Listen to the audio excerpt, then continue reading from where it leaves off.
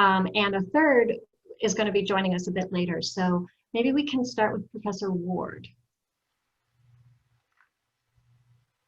Hello, everyone. This class is called Urban and Community Studies. I'm sorry, no, this is 498. So this class, that's for later. This class is called The History and Future of Black Studies. One of the DAAS-In-Action classes.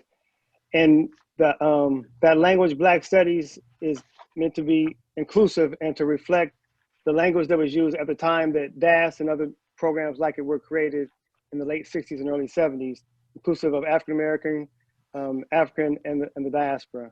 And so we'll be studying the history of DAAS in particular, and African-Americans at U of M, Black people at U of M more broadly.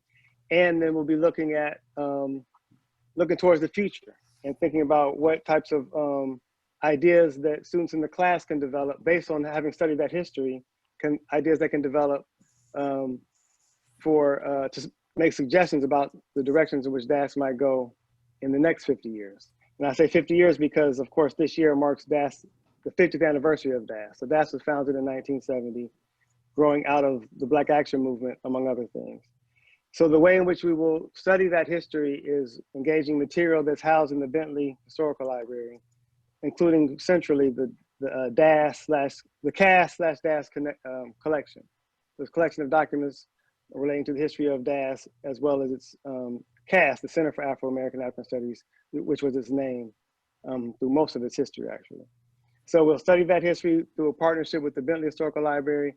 And the students in the class, your main work will be for you to develop a proposal for a new course, community partnership, or program, or some other activity that you think DAAS could or should create or engage in.